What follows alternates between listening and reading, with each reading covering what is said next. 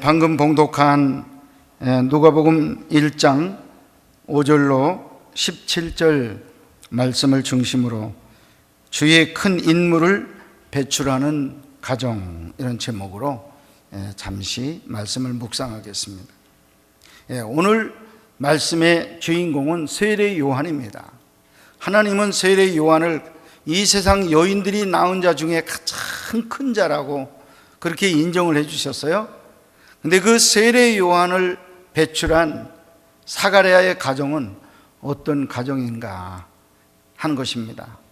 첫째는, 사가랴의 가정은 사랑이 충만한 가정이었다 하는 것입니다. 사랑이 충만한 가정, 부부애가 충만한 가정에 하나님께서 일꾼을 그 가정에서 길러내신다 하는 것입니다. 여러분에게 한번 묻습니다. 사랑하는 여러분, 여러분의 아들, 딸들이 하나님의 훌륭한 일꾼이 되시기를 원하십니까? 주 앞에 큰 자가 되시기를 원하십니까? 네. 부부 사이에 금실이 좋아야 한다는 것 꼭 기억하시기를 바랍니다. 오늘 본문 5절로부터 7절 말씀에 보면 이렇게 기록되게 되었습니다. 유대왕 헤롯 때에 아비야 반열에 제사장 하나가 있으니 이름은 사가랴요, 그 아내는 아론의 자손이니 이름은 엘리사벳이라. 이 두 사람이 하나님 앞에 의인이니 주의 모든 계명과 규례대로 흠이 없이 행하더라. 엘리사벳이 수태를 못함으로 저희가 무자하고 두 사람의 나이 많더라. 이렇게 기록되어 있습니다. 이 제사장 중에 하나였던 이 사가랴, 그 사람이 장가를 갔는데 엘리사벳이라고 하는 명문가의 딸과 결혼을 했습니다. 아론의 가정의 자손이라고 그랬습니다. 이 엘리사벳과 결혼을 했는데 나이가 많이 되도록 자손이 없었어요. 자손이 없었습니다. 여러분, 자손이 없었다고 할 때 우리는 이 구약시대에 첩을 둘 수가 있어요. 둘도 두고 셋도 되고 넷도 두고 그렇게 하던 때입니다. 그랬지만은 오늘 이 사가랴는요, 어떤 모습으로 살았느냐 하면 주의 모든 계명과 규례대로 흠이 없이 행했더라, 이렇게 말씀하고 있습니다. 한번 따라하세요. 주의 계명과 규례대로 흠이 없이 행하더라. 아멘. 이 말을 그 안에 들어있는 내용이 무슨 얘기냐 하면 이 계명을 지켜서 살았는데 이 계명에 흠이 없이 계명을 지켰다는 거예요. 규례를 지켰는데 규례도 하나 어긋남이 없이 반듯하게 살았다는 거예요.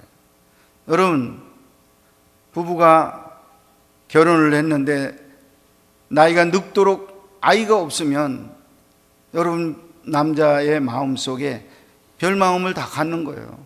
음란한 마음 가질 수 있어요. 또 다른 여자를 취해서 아이를 낳아야 되겠다는 그런 생각도 가질 수 있어요.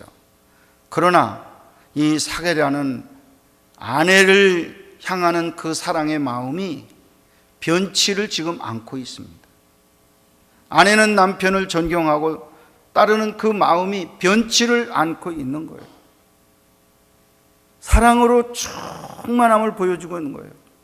계명과 하나님의 규례에 한 조항도 어긋남이 없이 부끄러움이 없이 온전한 사랑으로 뭉쳐진 이 가정 위에 하나님께서 세례 요한이라는 하나님이 인정하는 인물을 심게 되고 거기서 성장하는 역사가 일어났다 하는 것 믿으시면 아멘 하시기 바랍니다. 나이가 많이 들을 때까지 변치 않는 서로 간의 사랑으로 충만했습니다.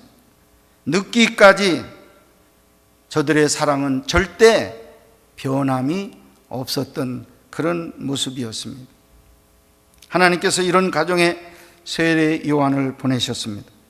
그 세례 요한은 이 누가복음에 태어났지만은 말라기, 그 누가복음 짓기 전에 400년 전 말라기 구약 마지막 책에 4장 5절 예언으로 태어난 사람이 세례 요한입니다. 여호와의 크고 두려운 날이 이르기 전에 내가 선지 엘리야를 너희에게 보내리니 하고, 엘리야 같은 세례 요한을 내가 내려보내겠다라고 예언해서 보낸 사람이 바로 세례 요한이었습니다. 어떻게 그걸 압니까? 예수님께서 말씀했습니다. 마지막 책에 엘리야 같은 종이 와서 주의 길을 예비한다고 하시는데 그게 누굽니까? 예수님께서 말씀하시기를 세례 요한을 두고 말함이라, 그렇게 주님이 해석을 해 주셨어요. 그래서 알게 되는 거죠. 그리고 말씀을 이어서 하시기를 이 세상에 여인이 낳은 사람 중에 가장 큰 자다, 그보다 더 큰 자 이 세상에 없다, 이렇게 주님이 또 증언하셨어요.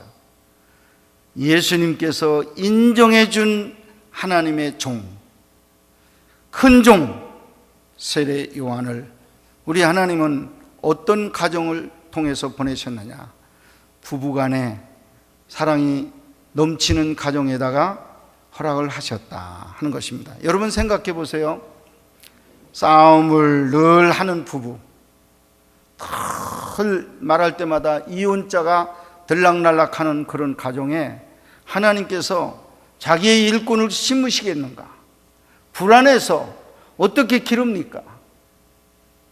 여러분, 부부가 변치 않는 마음으로 서로를 사랑하고 존경하는 그 가정에 귀한 하나님의 일꾼을 심으신다는 사실을 여러분 믿으시고, 부부가 사랑으로 끝까지 변치 않고 충만한 귀한 종들이 될 수 있기를 간절히 축원합니다.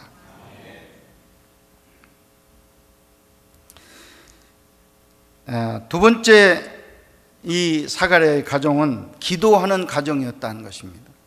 기도하는 가정에 하나님께서 큰 인물을 배출케 하십니다. 오늘 본문 말씀 13절에 보면 천사가 일러 가로되 사가랴여 무서워 말라, 너의 간구함이 들린지라. 내 아내 엘리사벳이 내게 아들을 낳아 주리니 그 이름을 요한이라 하라, 이렇게 말씀했습니다. 이 말씀은 사가랴가 여러 제사장 중에 자기 당번날 성전에 들어가서 예배를 인도를 할 때, 향불을 피우고 제사를 드릴 때에 밖에서는 백성들이 기도하고요, 그때에 천사가 사가랴 제사장 옆에 섰습니다. 그리고 천사가 지금 이 말을 하는 거예요. 사가랴여 무서워 말라, 너의 간구함이 하나님 앞에 들린지라. 이렇게 하나님께서 사가랴의 기도를 받으셨다라고 말씀하는 거예요. 그러면서 얘기하기를 내 아내가 아들을 낳을 것이니까 이름을 세례 요한이라 하라, 요한이라고 그렇게 붙이라고 그랬습니다. 여러분, 뭘 기도를 했습니까? 늙은 아내에게 끝까지 뭐가 태어나기를? 아들 하나 낳기를. 여러분, 첩을 얻어서 쉽게 낳으려고 생각하지 않았어요. 그의 기도는 하나님이 들으셨는데 어떤 내용으로 들었느냐 하면, 하나님 내 늙은 아내에게서 아들 하나 낳게 해주세요. 우리 둘 사이를 통해서 아들 하나 낳게 해주세요. 이거를 기도했는데 하나님이 그걸 들으셨다는 얘기예요. 믿으시면 아멘 하세요. 얼마나 많이 기도했겠습니까?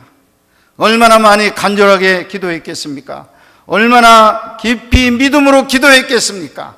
하나님 아들을 주세요, 하나님 아들을 주세요 하고 하나님 앞에 부르짖는 그 기도가 하나님 앞에 상달된 것을 이렇게 천사가 가르쳐주는 그런 내용이었다 하는 것입니다. 하나님은 부부 애가 충만한 가정에서 하나 더 플러스합니다.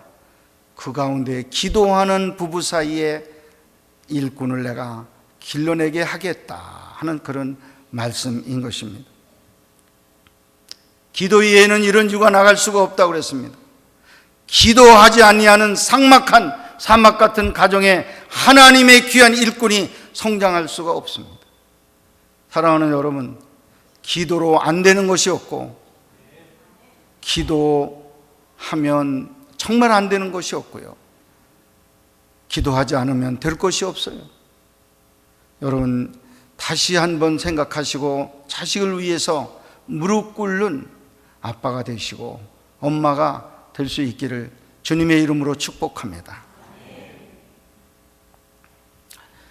어거스틴이라고 하는 사람을 우리가 잘 압니다.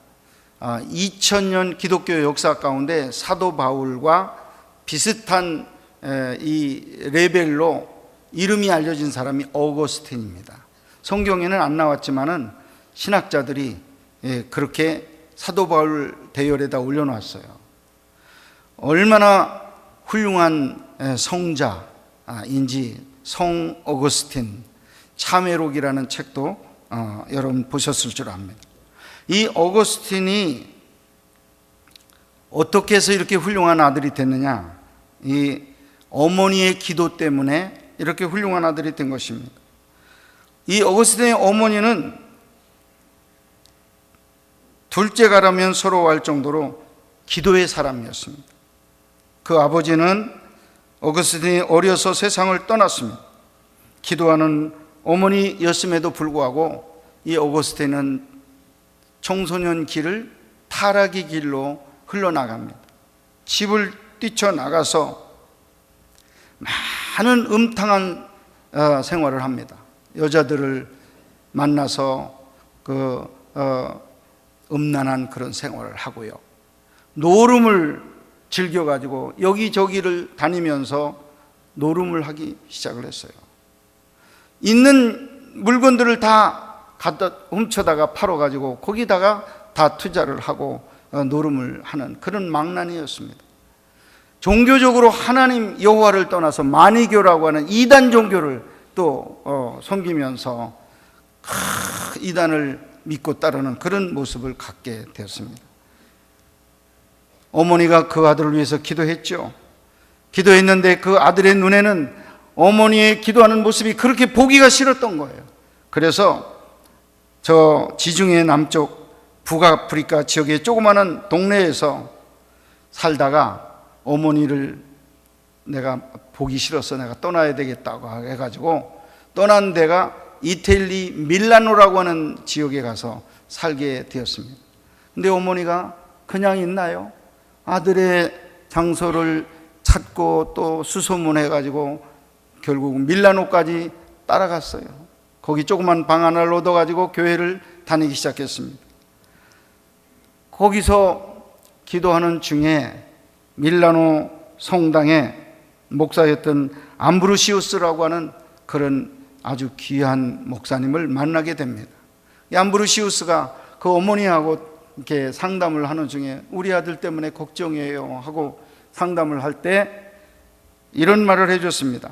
기도의 자식은 망하는 법이 없습니다. 그런 말을 해줬어요. 한번 따라 하실까요? 기도의 자식은 망하는 법이 없습니다.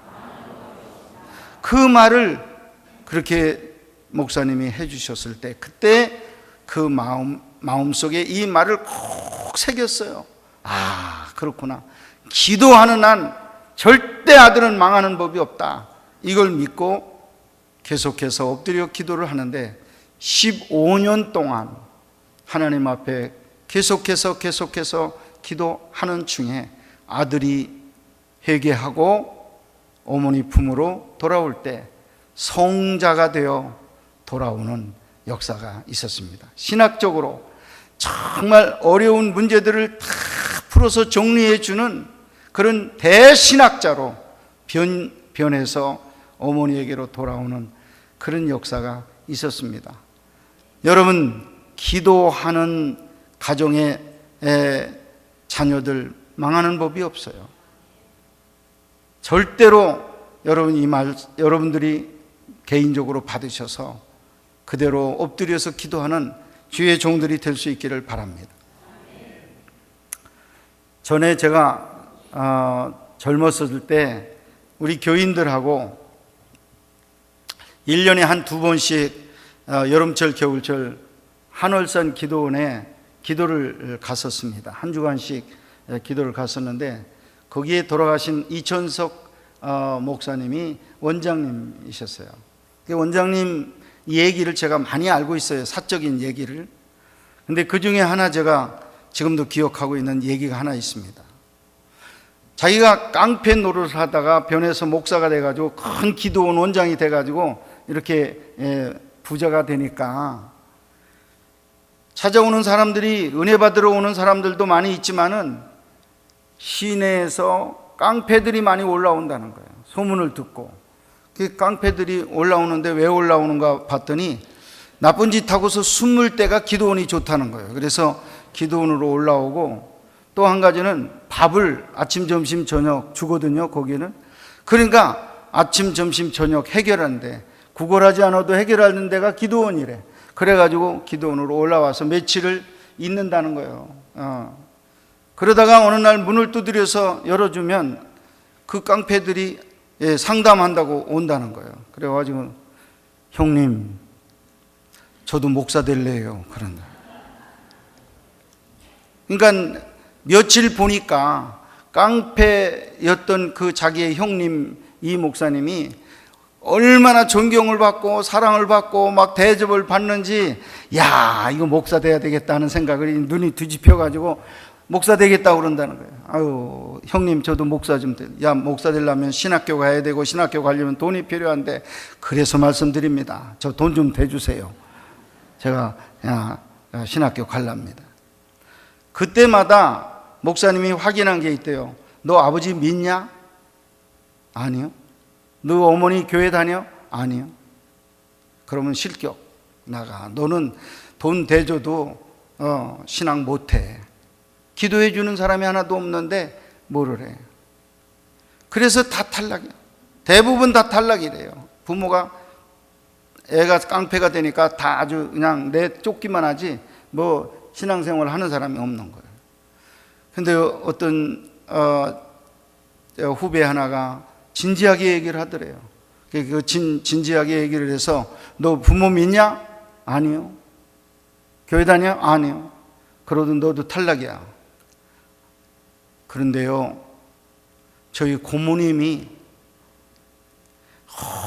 얼마나 기도를 열심히 하는지 매일 새벽 저의 이름을 불러가며 기도한다고 엊그제도 전화해 줬어요. 이 고모는 진정으로 이 조카를 사랑하는 거예요.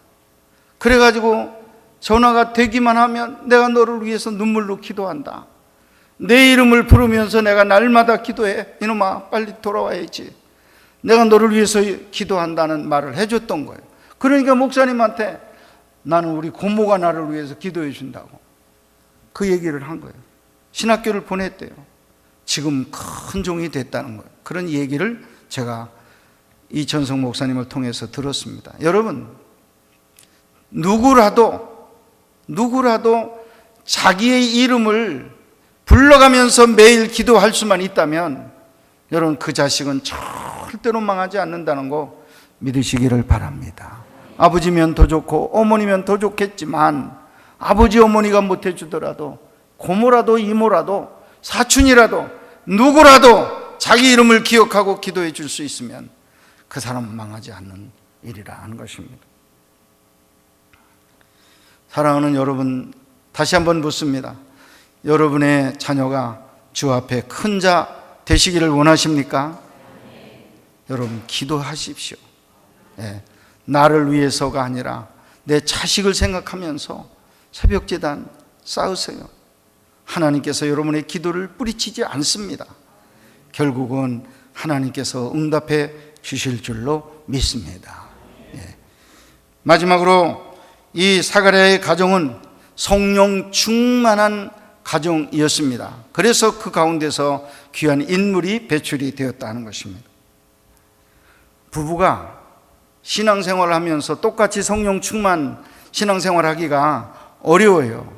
자, 남편이 모처럼 나 이제 예수 잘 믿겠다, 열심히 출석하고 열심히 헌금하고 하면요, 이상하게 부인이 삐딱하게, 야 그럼 당신 잘해봐, 잘해봐, 그래가지고 뒤로 한 발짝 물러가. 그때 응원을 팍 해야 되는데 심리가 삐뚤어져 가지고 남편이 열심히 내면 아내가 삐뚤어지고, 아내가 또 열심히 내면 남자들은 더 삐뚤어져. 야 네가 대표로 믿어라, 네가 대표로 믿어, 나는 쉴 테니까 너 혼자 다 대표로 믿으라고. 그렇게 삐딱하게 안 맞아요. 네, 사랑하는 여러분, 이 사가랴의 가정은 부부가 동시에 성령 충만, 은혜 충만한 그런 가정이었습니다. 성경 말씀을 몇 군데 찾아보겠습니다. 오늘 누가복음 1장 41절 뒤로 넘어가서 이렇게 기록되어 있습니다. 엘리사벳이 마리아의 무난함을 들으매 아이가 복중에서 뛰노는지라 엘리사벳이 성령의 충만함을 입어. 엘리사벳은 사가랴의 부인입니다. 여자가 성령 충만했습니다. 일반적인 가정 비슷했습니다. 여자가 되게 성령 충만하죠. 그런데 남자는 그럼 성령 충만하지 않았느냐? 67절을 내려가서 보면 남자 사가랴가 충만한 내용이 나옵니다. 그 부친 사가랴가 성령의 충만함을 입어. 이렇게 남편도 성령 충만으로 함께하는 것을 볼 수 있습니다.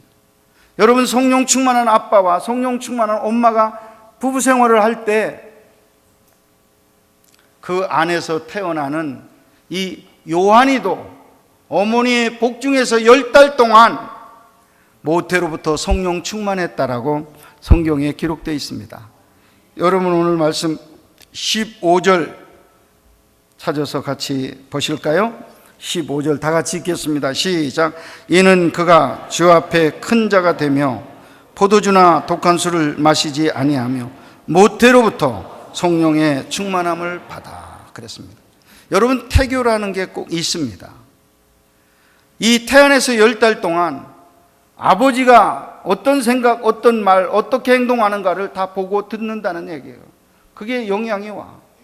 엄마가 어떤 기도를 하고 있고 어떤 생각을 가지고 있나 하는 것이 태아에 영향이 온다는 거예요. 그래서 10달 동안 어린 태아로 있을 때부터 성령의 충만함을 받았다는 것입니다. 여러분, 은혜를 부부가 함께 받아야 되고 은혜 생활을 똑같이 해야 돼요. 하나가 잘하면 하나가 삐뚤어지는 이 삐뚤은 가정이 아니라 남편이 모처럼 작정하면 아내가 격려하고 열심히 밀어주고, 아내가 열심히 내면 우리 가정이 다 같이 함께 밀어주고 함께 성원해서 부부가 성령 충만, 은혜 충만한 가정이 되실 때 하나님께서 그 가정에 귀한 인물을 주시고 거기서 배출되게 하실 줄 믿습니다. 사랑하는 성도 여러분, 가정 안에 정말 부부애가 넘치고 또 기도가 항상 충만하고 은혜가 충만한 가운데 훌륭한 자녀들, 주의 큰 종들이 많이 태어날 수 있기를 주님의 이름으로 축복합니다.